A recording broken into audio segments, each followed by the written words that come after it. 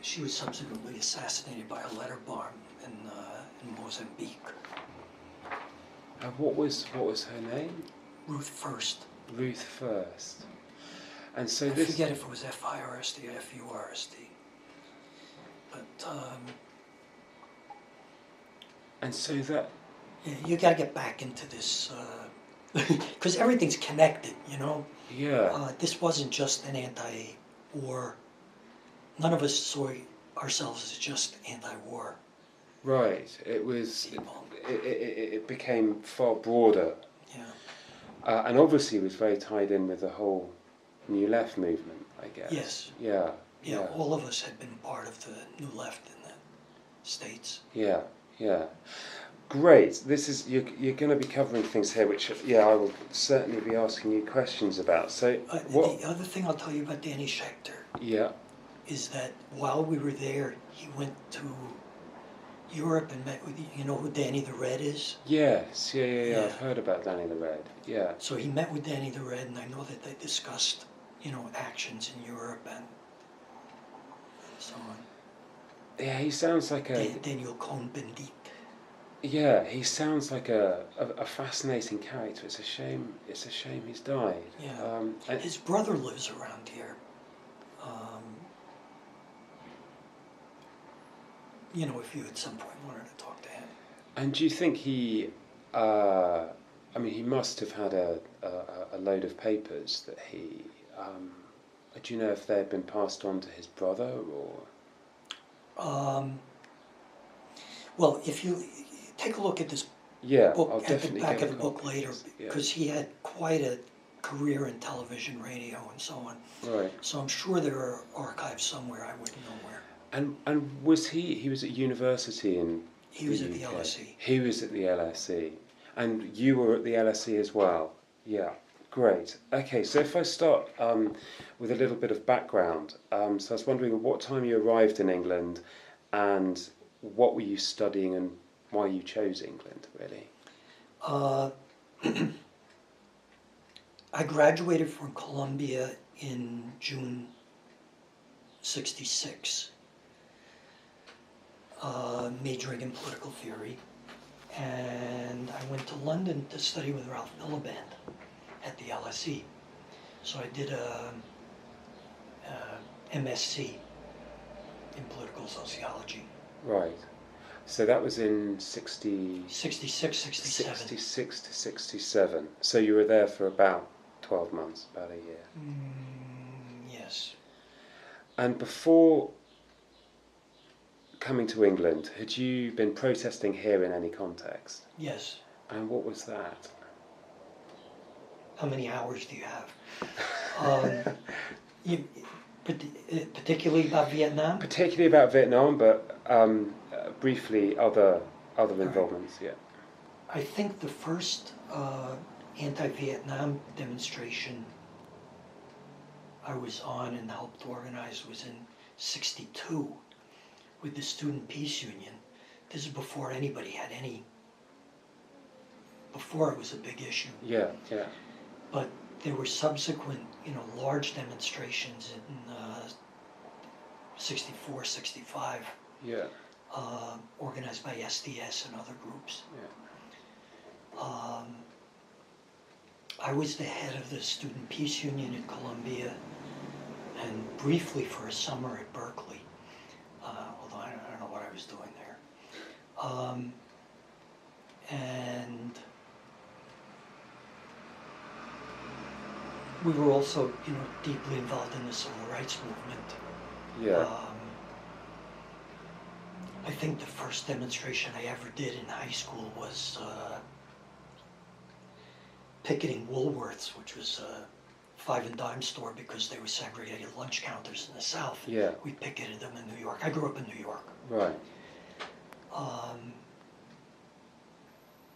And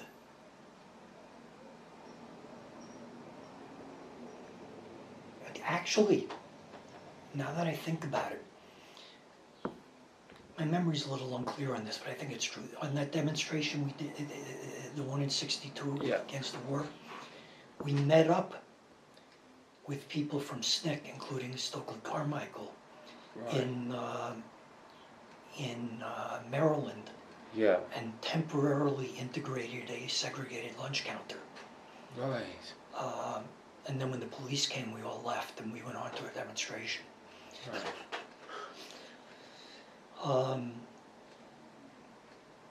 And I worked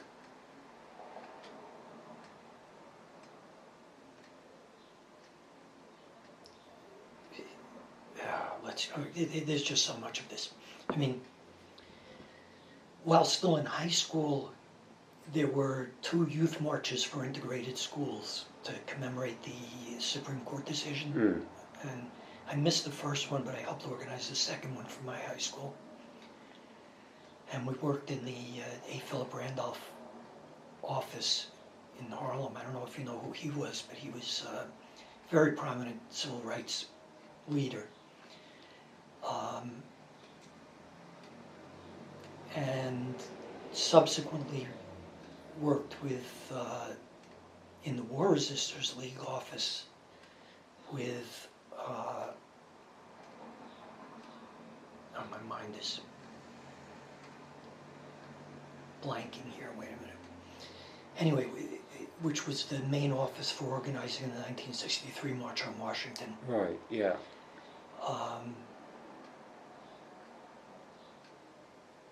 And I, of course, went on that. And what else? That's. So it's mainly civil rights, obviously. At this. Well, no, it was a lot of anti-war stuff too. All right, I'll tell you my draft story. All right. Yeah, yeah. I took a year off from school, and I worked part of the year as a merchant seaman. Okay. So I had a deferment as a merchant seaman. Yeah. Then I was going back to school, expecting to get my student deferment, but before I got that, I got called up for the draft. And what do you remember? Which year that was? It was February '65. Right. Or January '65. It was just when they had started bombing the North. Yeah, yeah. And I went to the War Resisters League, and I spoke to Igor Rudenko and somebody else whose name I'm also blocking right now. And I wrote up a little statement saying that I was opposed to war, but that I was not nonviolent, and that I would cooperate up to the point of being drafted, and that I wouldn't. Mm. So I made a whole lot of copies of this, and I handed it out at the induction center. And you have to fill out this big questionnaire, health questionnaire. And one of the questions is, have you ever had a homosexual experience? So I'm an honest guy. I said yes. So I get sent to the psychiatrist bench with a whole bunch of other people. And so when I finally go in to see the guy, he says, where do you cruise? I said, what? I don't cruise. I'm not homosexual. I just, was honest. And he bugged me about it a little bit. He didn't believe me. And I finally said, well, maybe you should read this thing that I wrote. And he reads it and he says, I don't understand this. It says you're against the war, but you're not nonviolent. What does that mean? I said, it means if you give me a rifle, I will shoot somebody, but they won't be Vietnamese. He starts stamping stuff on I got a 4F. So I was out. That's amazing. That was really. it. They just didn't want anything to do. Yeah, well, this was kind of early in the anti-draft movement. I don't think they knew how to deal with people yet. I mean, Sure. Later that wouldn't have gotten somebody off. Yeah. Anyway, Yeah. but anyway, so that was good. That's amazing. All right, that's the prior. So yeah, so then you went to England. Yes. And when you were in England, what was the first interaction you had with the Stop It committee? How did you come across them? I have no idea, but all of us, there were what, 8 or 10 Americans in the same program. At the LSE? Yeah. Yeah. So we all knew each other, Yeah. and, we all pretty much knew what was going on. I don't remember who started this topic committee, but, the word just got around. Yeah. Now my mind's slipping. Who's...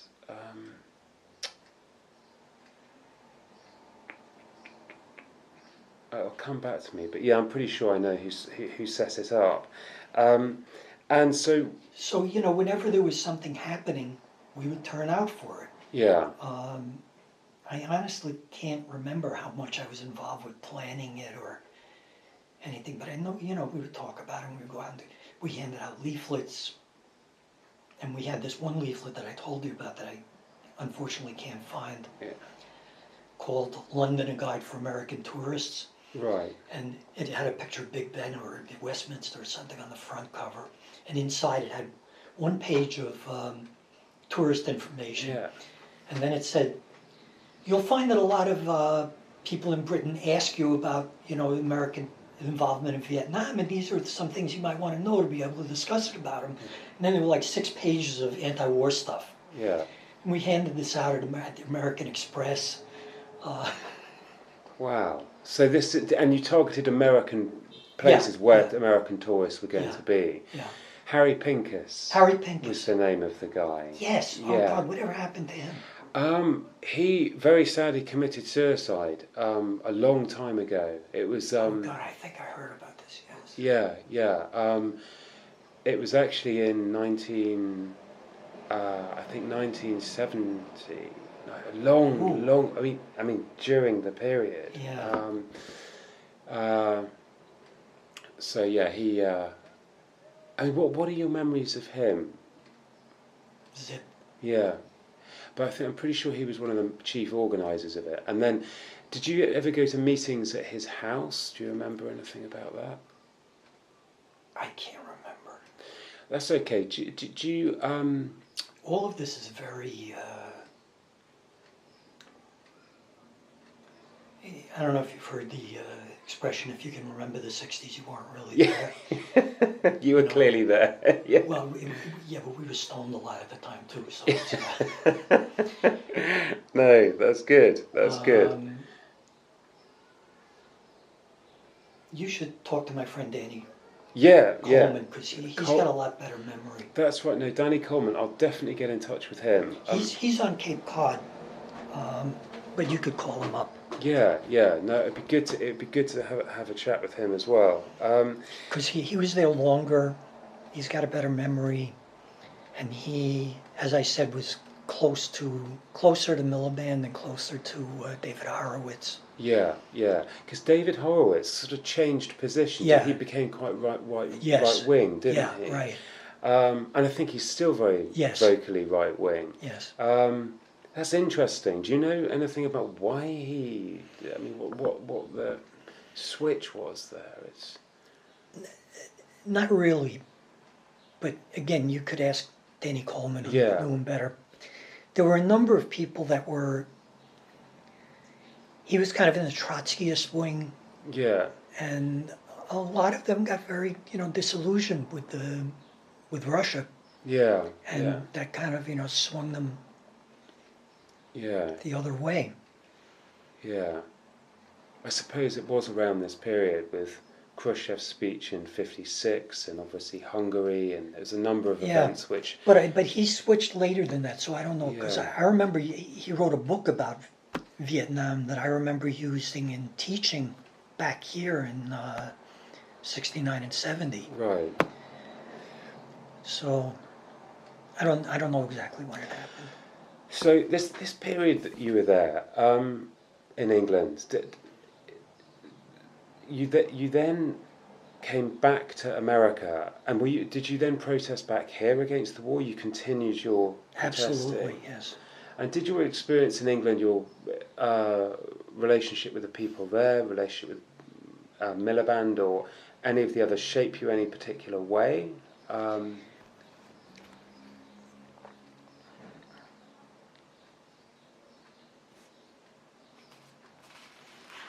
Well,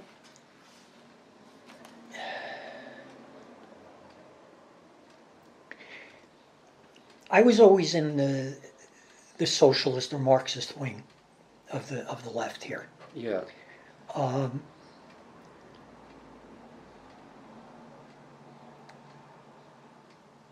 how to explain this?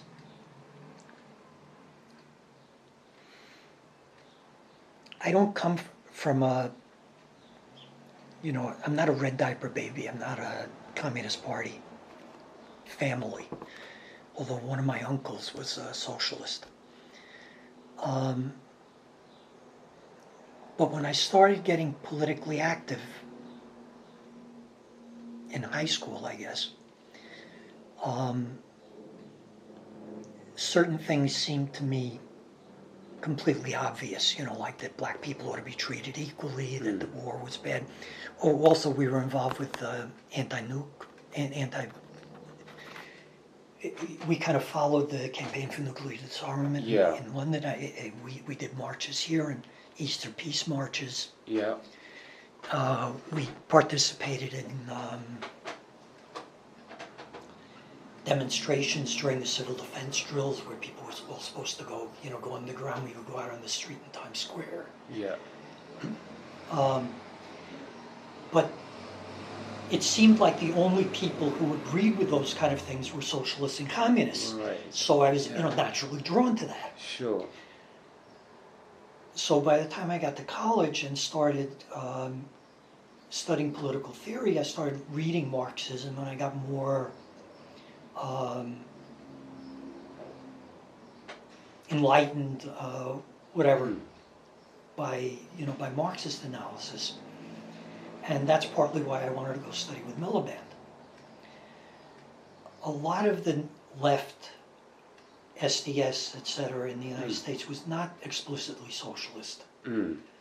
So we always felt we were, a little bit to the left of them. Right.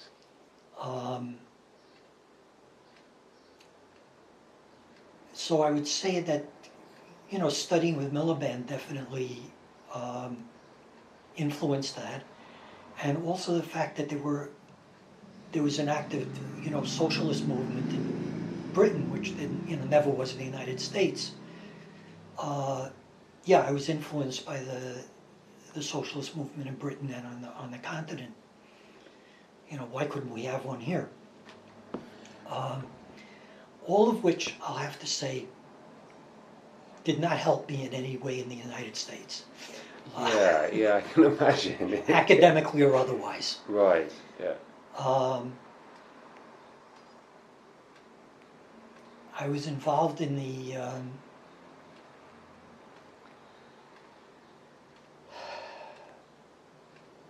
I'd also say that one of the things that influenced me a lot was the student strike at the LSE. Yeah. The next year there was a big strike at Columbia, which I was not involved in, but we actually led the way at the LSE. And then the next year there was the strike at Harvard, which I was very involved in. Right.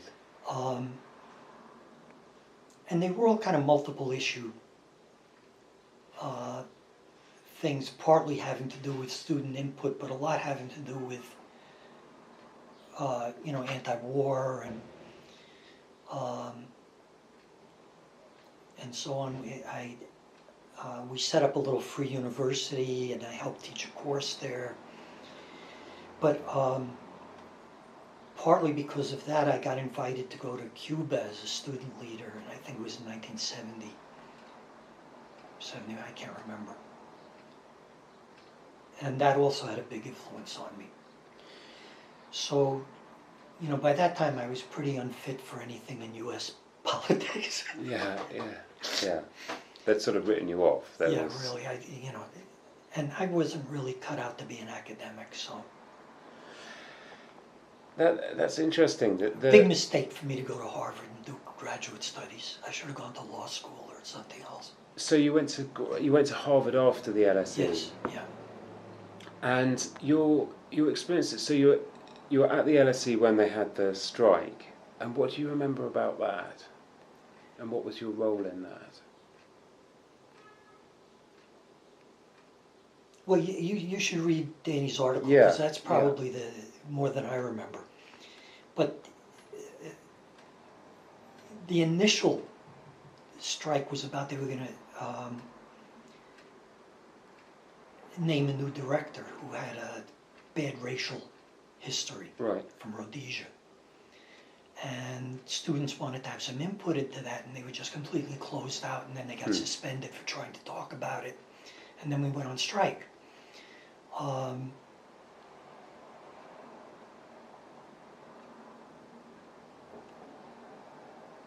And during the strike, we talked about a lot of other things. Yeah. Because it was a much kind of freer atmosphere. Yeah. Yeah. And Ralph Miliband was in support of you. Yeah, pretty sure he was. I don't remember this directly. Yeah. Yeah.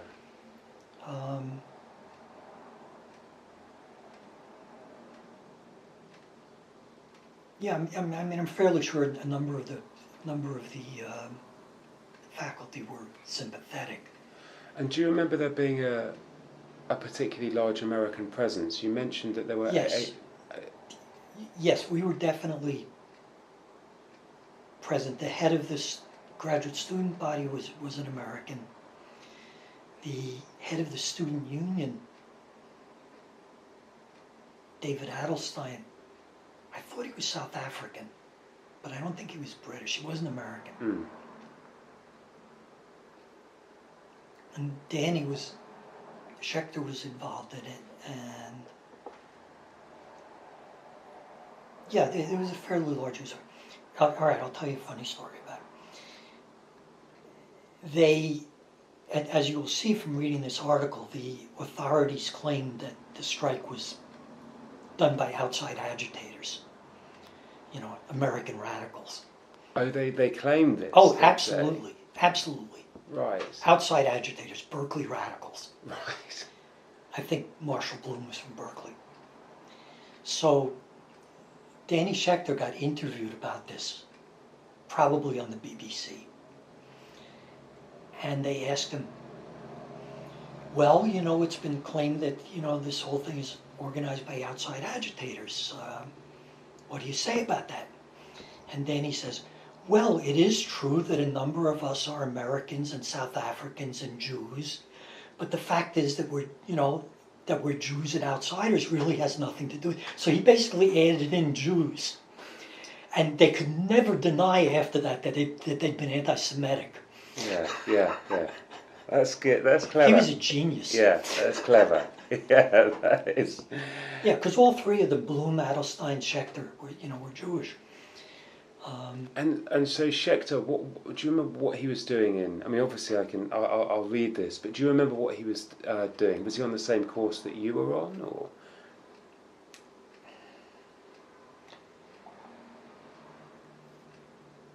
I'm not sure, because I was on a 1-year course, and I think he was on a 2-year course. Right. So it may have been, but they were definitely overlapping and sort of the same subject matter. But he was definitely a key figure. He was an organizer amongst Americans. Yes. And he was involved in the Stop It committee? Oh, yeah.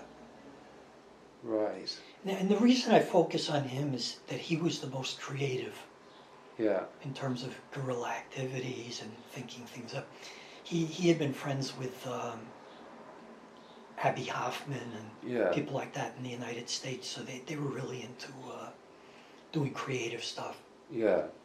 And then he continued, you mentioned that he went to South Africa, and then he was involved in protesting back here against the Vietnam War. Yeah, but you'll also see he became a journalist and did a lot of human rights activities through the media, and did a whole series of television shows about weekly shows about South Africa. Right. And do you remember if there was a connection between Stop It and British groups or American groups? I mean, was there any connection with the SDS, for example, or?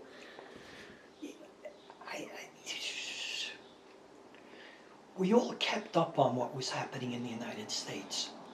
Um, and but there was no direct, as far as I know, organizational connection. Right.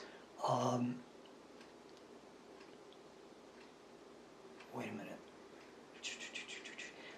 And we also had relations with British left groups like IS and left Labour Party people, because they were Yeah. also protesting the war. Yeah, and there was a group called the Vietnam Solidarity Campaign, the VSC. That sounds familiar. With Tariq Ali was one of the figureheads. Again, I don't remember this.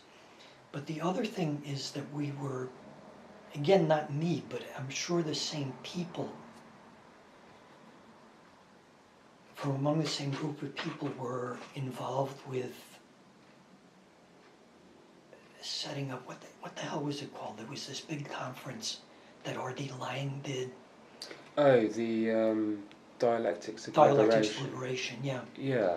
And so we were involved with that, and we were involved with bringing Stokely Carmichael over to speak at that. Ah, so your Stop It committee was involved with bringing Stokely I wouldn't over. say Stop It committee, but Danny individuals. Yeah. Yeah, I'm not sure who, but I know we were involved with it. And you attended that conference, Oh, yeah. did you? And what was your take on that conference? What do you remember about that?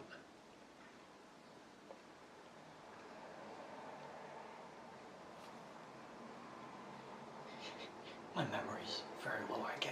It was in the Roundhouse, Yeah, that's right. and oh boy, I don't know. I remember being there for a number of speeches and discussions, but I can't say I remember any. Right, that's okay. No problem. Yeah. And The other thing that people were involved with later was after I left, was the Bertrand Russell War Crimes Tribunal. that's right. Yeah. The lady I mentioned, Deirdre Griswold, who Was she part of it? she was part Yeah, of that. that sounds right. Yeah, she is the editor of a magazine still called Workers' World, and she. Oh, there's the Trotskyites. That's Yeah. where I know her name, right? Yeah. And Yeah, and they would have been connected with the IS in Britain. Yeah. I was not in that faction. Right. So. Yeah. Separate thing. It does. I mean, it's interesting, sort of talking to people and having read up on it. Just seeing that it does seem that there were lots and lots of different factions. Trotskyists, Marxists, sort of Stalinists, Maoists. Yes. And it's interesting. I mean, as somebody fairly far removed from it now, looking at it and trying to get a grasp on it, it seems pretty complex, and there are so many different factions that. I mean, what was it exactly that divided everybody? I mean, it seems it comes down to very, very minor differences, really.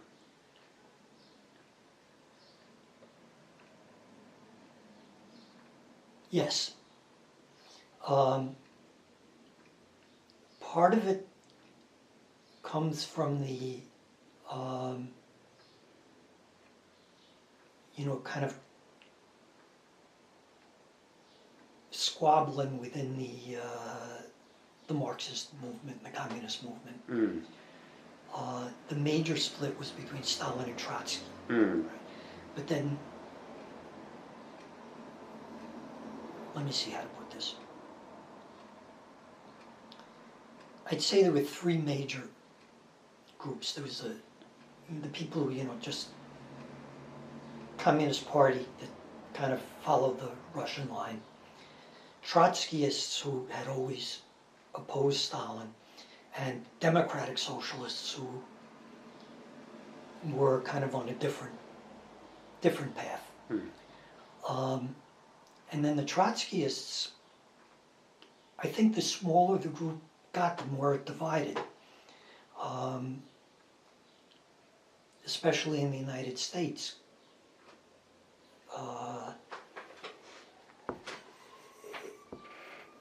I guess the Workers' World Party was the largest official Trotskyite group, and they were part of something called the Fourth International. So Yeah. they had worldwide groups.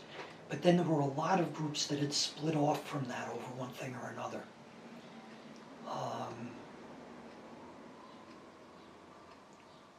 You know, God knows. Yeah. There were disputes over whether Russia was state capitalist or whether it was a degenerated worker state or whether, you know, I mean, Yeah. I think it's one of these things is, you know, the less power you have, the more you argue with the people closest to you. Yeah. Yeah. And I mean the issue of Vietnam at this. And then there was also the split with the Maoists. Yeah. Yeah. Because there was the Russia-China split, and there was the Progressive Labor Party was Maoist, Mm. and then there was, you know, did you support Cuba? And there were even groups that supported Albania. I mean, you know, it was madness. Yeah, yeah. It's trying to get a handle on it from this, you know, being this far removed. It's sometimes a bit of a struggle. It's Yeah. kind of, but in terms of Vietnam, was that you'd say that was the main issue of the time? I mean, civil rights had sort of moved on a bit, hadn't it, with the various acts of Johnson, and so then Vietnam from 67, 68, 60 just escalated and escalated. So I wouldn't say civil rights had moved on. For one thing, after 64, Martin Luther King came out against the war and also started to emphasize economic issues. So we were on the same line along with that. And then, you know, Malcolm was assassinated. Martin was assassinated. Right after, Bayard Rustin is the person I was thinking that I worked with in the office. He was the main organizer for the 63 March. He was kind of Martin Luther King's right-hand man, but they couldn't put him up front, partly because he was gay and black and anarchist or communist and nonviolent. Anyway, he was a wonderful guy. Rustin, Bayard Rustin. Bayard Rustin. Yeah, I know of him. Yeah. Again, if you really want to know what's going on with this, there is a video series called Eyes on the Prize. Right. Yeah, that you should watch. I remember this. I've seen some of it before. But what happened is, you know, everybody felt really up at the 1963 demonstration. I mean, that was the only time I ever felt that, you know, we really felt we're going to win this. Yeah. And then a couple of months later, they bombed this church in Birmingham and killed the 4 little girls. And the mood of everything just changed. I mean, you know, people who had been nonviolent forever were ready to pick up a gun. And then with the various assassinations, and then with the Black Panthers starting, and Black Power movement, and Stokely, and George Jackson being assassinated, and Fred Hampton being assassinated in Chicago, and riots in Newark, and, you know, I wouldn't say that the civil rights movement moved on, it moved to a different stage. However, the anti-war movement and the black movement were very separated after 68. The anti-war movement was virtually all white.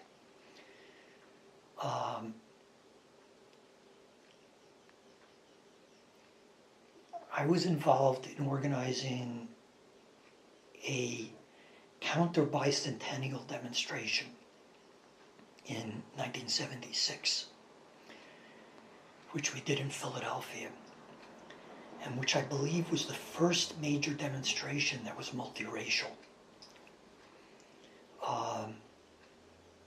Since the civil rights movement, and that was like an enormous step forward.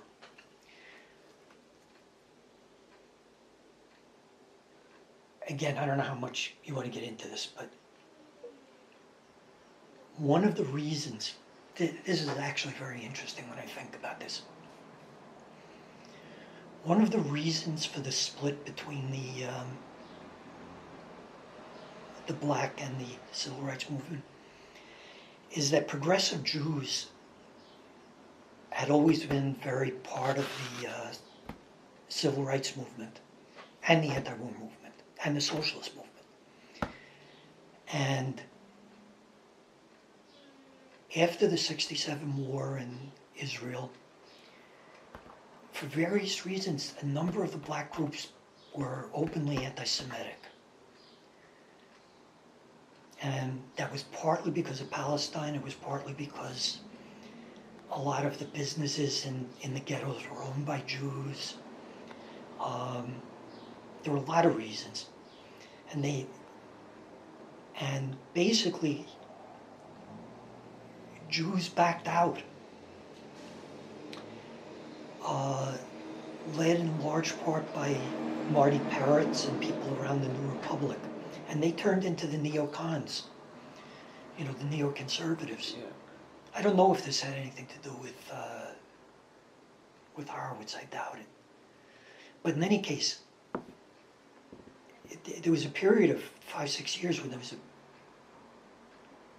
basically very little interracial stuff going on. The other big thing, of course, that happened during that time was the beginning of the women's movement. So we all had to learn from that. We had anti-war demonstrations in Cambridge, and at MIT, and blocking Mass Ave, and police tear gassing us. So this was obviously when you'd returned from England. This would be and yes, there was a big march on Washington, I think in 1970. Yeah, my timing isn't that right, but I think it was 1970. This is one of this is the famous march where you see the pictures of the girls sticking the flowers in the guns, and where people surrounded the Pentagon and tried to levitate it. That's right. We all marched on the Justice Department. I got arrested. It was overnight, and we all got let out. We blockaded the bridges on over the Potomac. But that was really a scene. And what was particularly interesting about that was that a lot of the previous student demonstrations had been mainly elite colleges, and this one was a lot of state colleges and working class colleges had gotten behind it. Do you think that was of a growing awareness within the working class that they were really paying a heavy Absolutely. price? Yeah. Absolutely. Yeah. Yeah. And there was also a big switch in the anti-draft movement from saying, well, why should we be just getting these white people out? And particularly the Trotskyists went into the army and started a coffee house movement around army bases, and people in the army trying to get desertions and so on. It was mainly the Trotskyists did that, which I gotta respect them for. Not crazy about a lot of other things.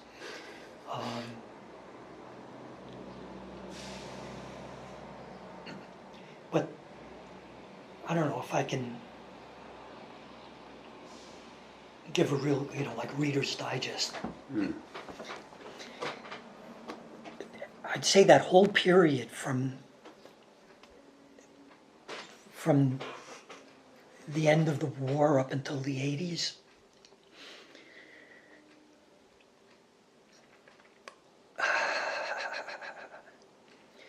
Was a period of coalition building. Now, whenever there's a demonstration, you have a gay speaker, you have a woman speaker, you have a Native American speaker, you have a Puerto Rican speaker, you have this, then what didn't used to be like that. We spent years and years, usually in the process of planning for these big demonstrations, of getting groups into the same room with each other and having them listen to each other. And it would start out that each group thought that its grievances or demands were the most important. And when the demonstration had a list of demands they wanted, theirs at the top. And, it just took time after time after time after time until people started realizing that they had to support each other. Yeah. And maybe pick one or two things to focus on, even if it wasn't their own. And I'd say that was, a tremendous period of maturity. And it kind of culminated in the Rainbow Coalition in the 80s, around Jesse Jackson. And then it kind of died for a while. I think it's coming back now. Yeah, sort of, I suppose unsurprisingly, really, in the climate we have at the moment. Now, it's interesting that as well with the Occupy movement and, the parallels there between, perhaps the SDS and them. And I don't know, you see a number of parallels there, and I was wondering how you felt that the SDS had perhaps influenced movements today, or what you were involved with, how that's influenced protest today, particularly. Well, perhaps that it's been consolidated, as you're saying. Well, but not SDS. I mean, SDS self-destructed.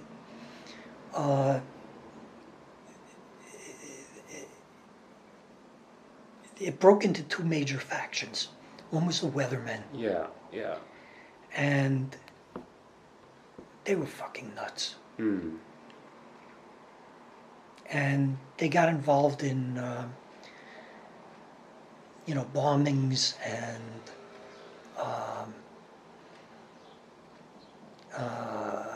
armored car stick-ups and... A little, it seems to me, like in Germany with RAF. Yes. It just... Yeah. And they basically discredited themselves. Yeah. And the other faction was Progressive Labor, which was Maoist and very sectarian and also more or less discredited itself. They still exist, and they're nuts still. Although I'll have to say, in their defense, they did some very good things. They were one of the first groups that openly supported Cuba back in the 60s. And I remember when they were called up before the House Un-American Activities Committee, this must have been 60 or something, and they asked them, "Are you communists?" And, like everybody else said, well, I'm, Fifth Amendment, blah, blah, blah. They said, "Of course we're communists. Read our newspaper, you idiot." Was that Tom Hayden in that lot? No. It was a separate group. No, Hayden was one of the more sane people in SDS that got marginalized. Right. The outskirts of these two groups had a lot of very good people in them, and Boston was never really dominated by either group. A lot of people went on to work in something called Citizens Action, and basically doing grassroots organizing, going to factories.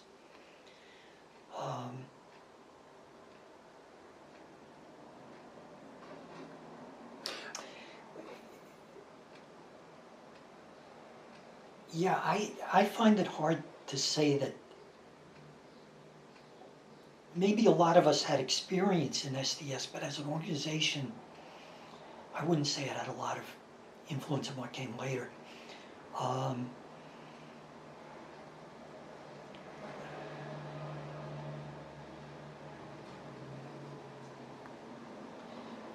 a lot of us focused on massive demonstrations, and then a lot of other people like, well, Fruchter was in, a whole different, more sane wing of SDS that did community organizing. And yeah, you see what he thinks about that. But yeah, a lot of that existed all around the country. I don't know how much they stayed in touch with each other. And he was in England, but I mean, I've yet to speak to him yet. But were you in contact with him there? If I was, I don't remember. I have a visual picture of him, so I must have been. But I wouldn't bet on it. And the protesting that you were in, sorry, carry on. Yeah, wait, I was going to say something else.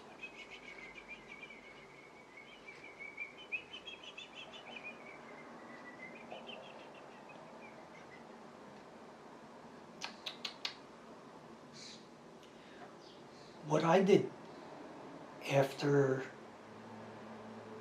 finishing at Harvard,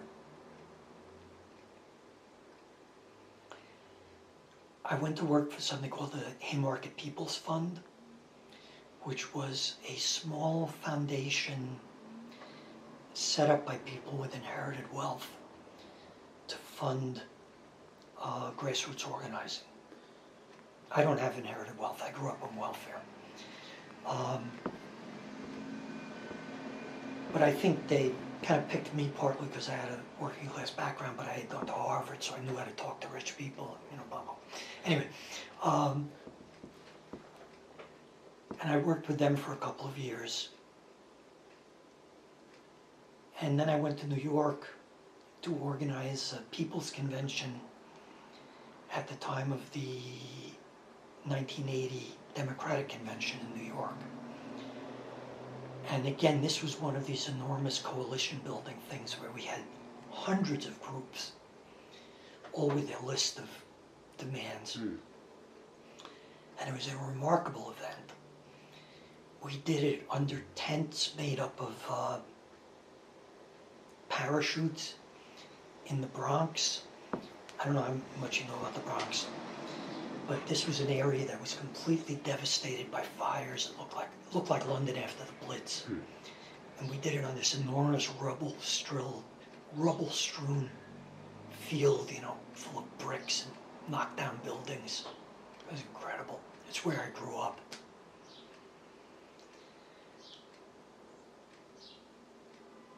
So I worked on that for a while, and then I came back to Boston, and then I worked on Mel King, who was a black organizer here, ran for mayor. Mel King. Mel King. Mel King. And we had our kind of local version of the Rainbow Coalition here, which was a wonderful event. The Boston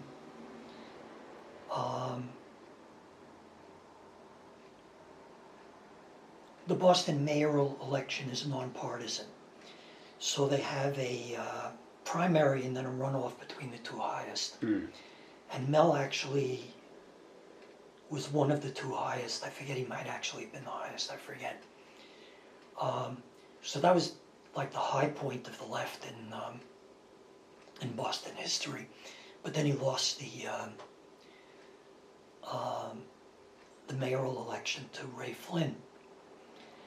And if you're interested, that was partly because of a split in the left between people who supported Flynn, took the position that class was predominant and Flynn appealed to the white working class. And that's what progressives needed to do. And the people who supported Mel said, no, you have to put race up front, which included me. Anyway, And then I did various other things which are not of much political interest. And then I lived in Chile for 6 years where my wife worked for the Ford Foundation. And when we came back here, it was very hard to get back connected to political work. But I was on the board of the Mass Citizens Against Capital Punishment for a couple of years. And for the last 8 years, I just left. I was on the board of Grassroots International, which is a group that funds progressive peasant and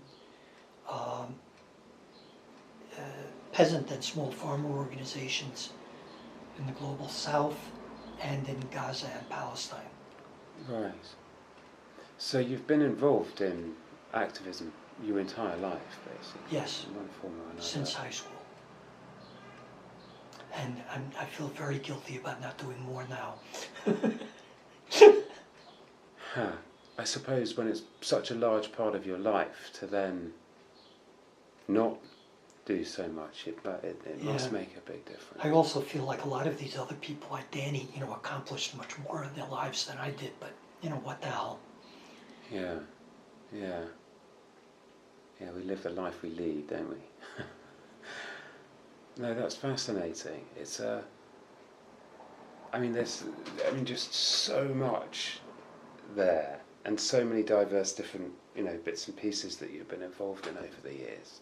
Is there any, looking back on all those, looking back on the Vietnam War in particular, that era, how do you feel that shaped you in any particular way going forward? All right.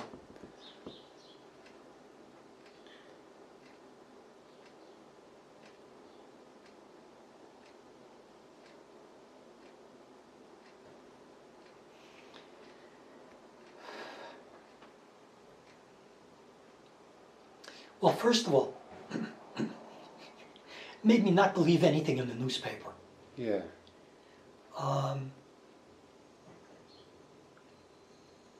I'll tell you one of the things about England. The United States has a free press, right? But when I went to England, it was the first time that I was actually exposed to newspapers that had radically different opinions and argued with each other. That didn't exist in the United States. Now it does. You have Fox News and MSNBC, but boy, that was enlightening. All right. But the other thing was there was a split in the anti-war movement. There were a lot of splits.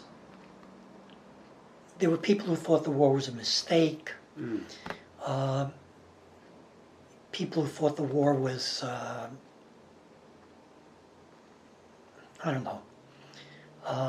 we should get out because we were losing. Too many soldiers were getting killed. And the wing that I was in was kind of anti-imperialist, that we thought the war was not a mistake, was, consistent with U.S. foreign policy, and we opposed it. And I think that was a learning process. And I have continued to believe that. Yeah. So, for example, I've been parts of groups that have opposed foreign policy in Central America. This is a whole other story, but we went to Nicaragua during the Sandinista time. We support the groups, solidarity groups with El Salvador, Guatemala, Nicaragua, and Chile. But I'd say the main thing is that there's a wing of liberals in the United States now that thinks that the United States should intervene for human rights purposes. The regime change kind of thing. And my position is that any intervention that the United States makes is going to be bad for the people of the world. Mm. So I'm like against it.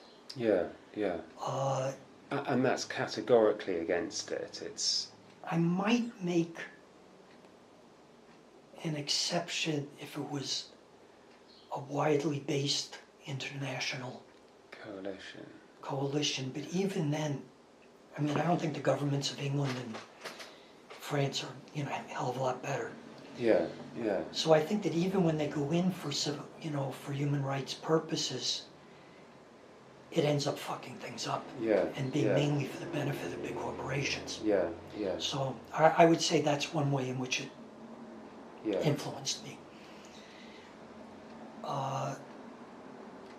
And the knock-on impact, obviously, I'm thinking particularly with Johnson with his, you know, idea of great society and all of that, that the money alone that was being pumped into that war effort,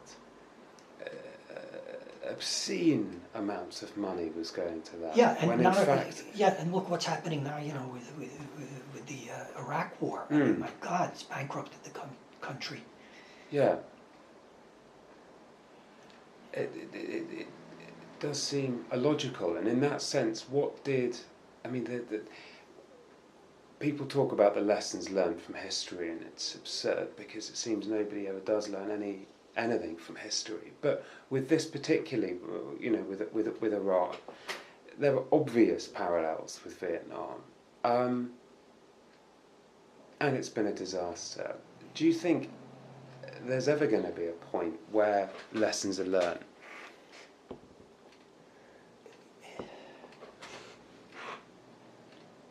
Not unless we change the people in power. I mean, Yeah. in the beginning of the Iraq War, there were massive demonstrations all over the world, more than Vietnam. Zippo, they've learned to ignore us. I mean, which is, you know, the smartest tactic on their part. Do you think, in a part, as we were talking about earlier on, that factions in the left, is that the That's not a big factor now, as far as I can see. I was on this board of Grassroots. I was, in fact, the only white male on it. We had people from a whole bunch of different, you know, backgrounds and ages and current political work. There was none of that type of sectarianism in any of them. Yeah. That was like wonderful. I mean, it was,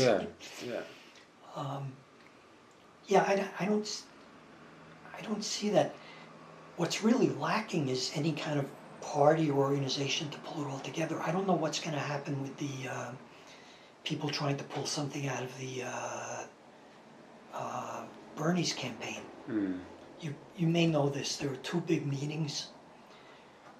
One happened in Chicago a couple of weeks ago, called the People's Summit, and there's going to be another one in Philadelphia.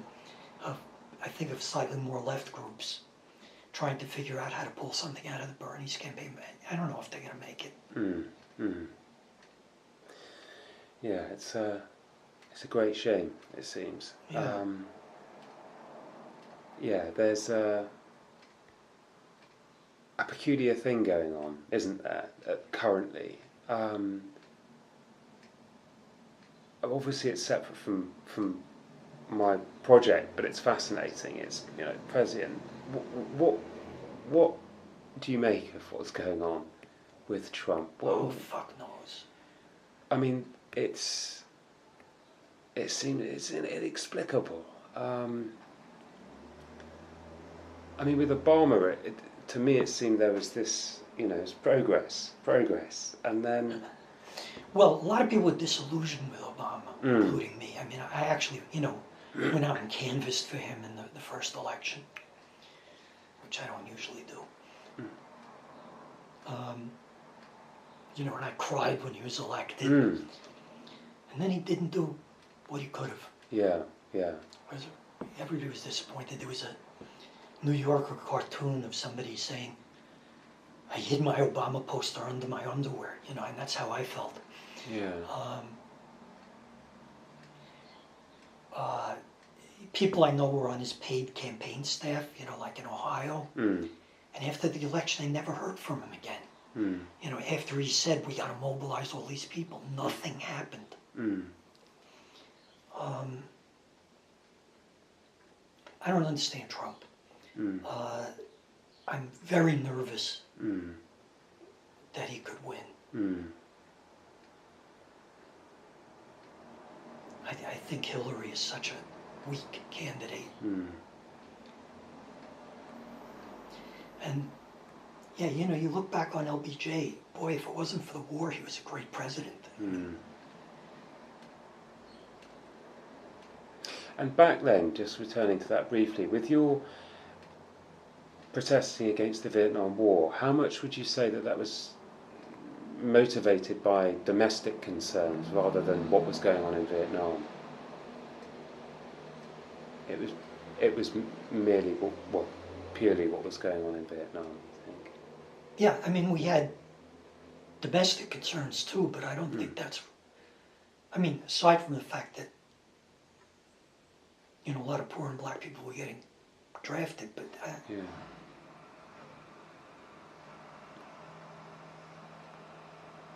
And in London, did you go on big protest? There were a couple of big marches, I think, in...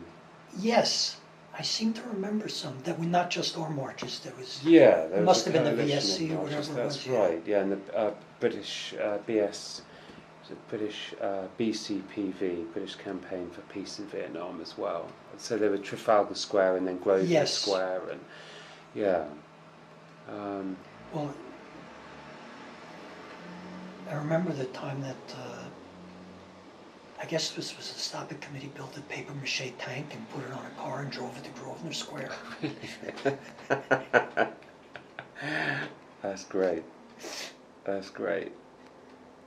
I wonder if there's photos of that somewhere. Boy, I Possibly. don't know, there must I have be. to search through the newspaper archives. Was the campaign for nuclear disarmament still exist at that point? Yeah. They went. I mean, they were obviously big in the 50s, 60s, and then they kind of fizzled out during Vietnam because those Vietnam groups like VSC really took over, and then they had a resurgence in the late 80s, 90s. I have a button, you know, with the the C&D symbol on it that says "Backed by popular demand." Excellent. Yeah. No, I also have a button from the 1964 presidential election. You know, Johnson's slogan was "All the way with LBJ." Yeah. And I have a button that says "Part of the way with LBJ." So. That's excellent. Now, there's a lot of those great badges and statements out there. I saw a guy. What was it? Oh, I've got a photo of it actually somewhere. Oh, I'll stop this.